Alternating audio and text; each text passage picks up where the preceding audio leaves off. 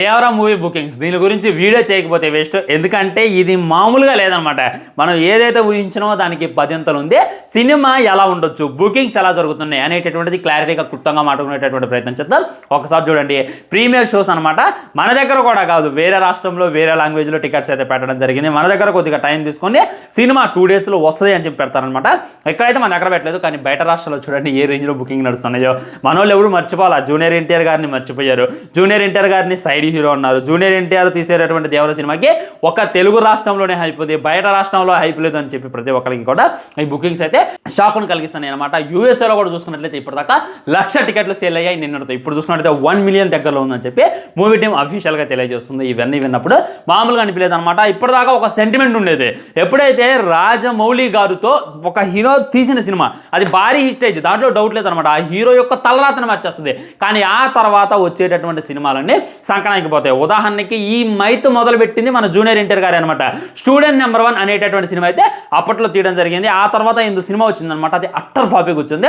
మళ్ళీ ఆ తర్వాత సింహాద్రి అనేటటువంటి సినిమా తీయడం జరిగింది. ఆ తర్వాత వచ్చినటువంటి ఇంకో సినిమా ఉంది, ఆంధ్ర వాళ్ళ అనేటటువంటి సినిమా, అట్టర్ ఫ్లాపే వచ్చిందనమాట. ఈ విధంగా ఈ మైత్ను మొదలుపెట్టింది జూనియర్ ఎన్టీఆర్ గారు. ఆ మైత్ ఎలా కంటిన్యూ అయిందంటే అలా కంటిన్యూ అయింది. ఆ తర్వాత నితిన్తో చూసుకున్నట్లయితే సాయి మూవీ తీశారనమాట. పాపం తనకైతే 16 ఫ్లాప్స్ వచ్చాయి. ఆ తర్వాత ప్రభాస్తో ఛత్రపతి సినిమా తీశారు. ఆ తర్వాత మన కొన్ని రాఘవేంద్ర అయ్యి ఉండొచ్చు, దానికి ముందే చక్రవేంటి ఇచ్చు అని కూడా ఫ్లాప్ అయ్యాయి అనమాట. అండ్ మీరు ఏ సినిమా చూసుకోండి, అప్పుడు ఎప్పుడు వచ్చినటువంటి మగధీర తర్వాత ఆరెంజ్ అట్టర్ ఫ్లాప్ అయింది. ఆరెంజ్ మామూలు సినిమా కాదనమాట. సో ఎన్టీఆర్ అనికి తప్పలేదు. ఎన్టీఆర్ అనే దీన్ని అయితే మొదలుపెట్టాడు. మళ్ళీ దీన్ని బ్రేక్ చేయబోయేటటువంటి ధీరుడు ఖచ్చితంగా జూనియర్ ఎన్టీఆర్ అని చెప్పి 100% అనిపిస్తుంది అనమాట. ట్రైలర్ చూసుకున్నట్లయితే చాలా రొటీన్గా ఉంది. ట్రైలర్లోనే కథ మొత్తం చెప్పేసిండు కొరటాల. ఇంకా సినిమాకి మేము ఏం చూడటానికి వెళ్ళాలి అనేటటువంటిది చాలా మంది మాట్లాడుతున్నారు అనమాట. ఒక్కసారి ఇంటర్వ్యూ చూడండి. ఇందులో సందీప్ ది, ఎన్టీఆర్ది, కొరటాల, జాహ్నవి, సాయిఫ్తో మంచి ఇంటర్వ్యూని అయితే ప్లాన్ చేసిండు మన వంగ. అందులో మాట్లాడినప్పుడు నా ఫీజులు అయితే ఎగిరిపోయాయి. వాళ్ళు మనకి ట్రైలర్లో చూపించింది ఏదైతే ఉందో అది పావలా మట్టికే.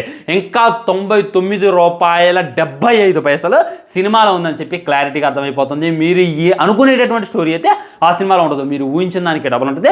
మీరు ఏదైతే ఎక్స్పెక్ట్ చేస్తున్నారో అది సినిమాలో జరుగుతుందో దానికి ఇంకా త్రిబుల్ జరిగింది అనేటటువంటిది క్లారిటీగా అర్థమవుతుంది. ఒక ఎగ్జాంపుల్ చెప్తాను నేను, చూడండి.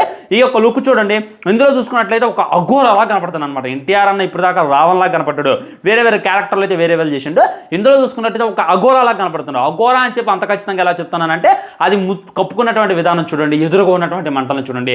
ఒక యాంగిల్లో చూసుకున్నట్లయితే మంటలకి దూరంగా ఉంటుంది దేవురా, కానీ ఇందులో చూసుకున్నట్లయితే మంటల్ని ఎదిరించి వెళ్తున్నా అనమాట. తనైతే మనిషి అయితే కాదు, తన మీద అతీత శక్తి అని చెప్పి క్లారిటీగా అర్థమవుతుంది.